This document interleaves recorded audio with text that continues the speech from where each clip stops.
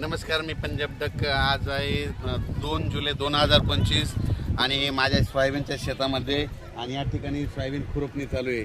तर सर्व शेतकऱ्याला सांगू इच्छितो, सोयाबीन ज्याला सोयाबीनला उतार काढायचा आहे तर त्यांनी सोयाबीन खुरपली पाहिजे, आणि ज्याला उतार कमी काढायचा त्यांनी तणनाशक मारायचं, आणि ज्याला त्यांच्यापेक्षा कमी काढायचा उतार त्यांना कोळपायची, आणि ज्याला जास्त उतार काढायचं त्यांना खुरपावं लागते. म्हणून हे माझ्या शेतामध्ये सोयाबीन खुरपणं चालू आहे.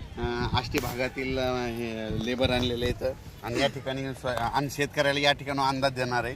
राज्यात आज आहे 1 जुलै. 1, 2, 3 जुलै दरम्यान राज्यात भाग बदलत पूर्व विदर्भ, पश्चिम विदर्भ आणि मराठवाड्यामध्ये 6 आणि 5 11 जिल्ह्यात पूर्व आणि पश्चिम विदर्भात भाग बदलत पाऊस पडणार आहे. मराठवाड्यात देखील पडणार आहे.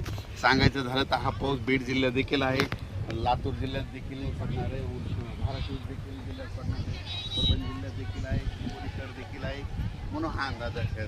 पण राज्यात सांगायचं झालं तर नांदेड जिल्हा, हिंगोली जिल्हा, वाशिम जिल्हा या ठिकाणी भाग बदलत पाऊस पडणार आहे. म्हणून हा अंदाज लक्षात, म्हणजे 3 जुलैपर्यंत हा पाऊस पडणार आहे. म्हणून हा अंदाज लक्षात येतात. राज्यातल्या सर्व शेतकऱ्याला सांगू इच्छितो की जसे वेगवार बसेल तसे शेतीचे कामं करत राहा. पाऊस दररोजच पडत राहणार आहे, म्हणजे एकदम असा बंद काही होणार नाही. म्हणून सर्व शेतकऱ्यांनी हा अंदाज लक्षात घ्यायचा. तर राज्यातल्या सर्व शेतकऱ्याला सांगू इच्छितो की बीड जिल्ह्यात काही भागात पडला, आज ह्या 2, 3, 4 जुलैपर्यंत तिकडे देखील काही भागात पाऊस पडत जाईल. त्याच्यानंतर नगर जिल्ह्यात देखील आज बऱ्याच ठिकाणी पाऊस पडत जाईल. म्हणजे सांगायचं झालं तर पाऊस दररोजच वेगवेगळ्या भागात पडणार आहे. सर्वदूर असं सगळीकडे सारखा पडणार नाही, भाग बदलत पडणार आहे. म्हणून हा अंदाज लक्षात घ्यायचा. आणि त्याच्यानंतर 5, 6 जुलै 7 आणि 8च्या दरम्यान एकदा पावसाचं वातावरण राहणार आहे. पण सगळ्यात वरून राज्याची कृपा फक्त विदर्भावर जास्त, म्हणजे विदर्भात 6 आणि 5 11 जिल्ह्यामध्ये मात्र तिकडल्या भागामध्ये चांगला पाऊस पडणार आहे. म्हणजे हे सांगायचं झालं तर. आणि आपल्या मराठवाड्यामध्ये काय होणार की दररोज वेगवेगळ्या भागात दररोज भाग बदलत पडणार आहे.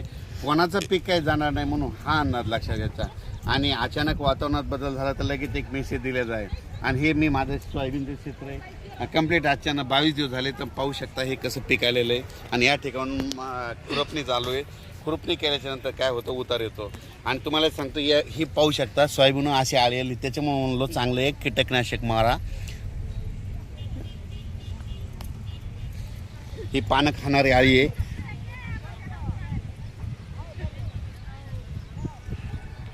तर त्या आळीबद्दल एक चांगलं कंपनीचं कीटकनाशक मारा, त्याच्यामुळे कंट्रोल होईल नसता. पानं खाणारी ती आळी आहे, म्हणून हे सगळ्यांनी लक्ष द्यायचं. पण राज्यात मात्र कोकण पट्टीतला घाटमाथ्यावरला पाऊस ते मात्र चालूच राहणार आहे. त्यांनी द्राक्ष बागायतदारांनी तुम्ही तुमच्या फवारणीचा तयारी ठेवा, कारण की तुमचा पाऊस काय बंद होणार नाही.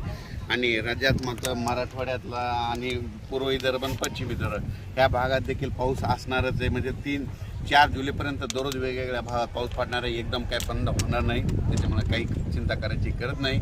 पण राज्यात सगळ्यात जास्त वरून राज्याची कृपा फक्त विदर्भावर जास्त आहे. म्हणजे 6 आणि 5 11 जिल्ह्यामध्ये पाऊस चालूच राहणार आहे. त्यांना एक विनंती की तुम्ही जसं वेळ भेटेल तुम्ही तसे वापसा झाली तसे तुम्ही तुमच्या पेरणी करा. धन्यवाद.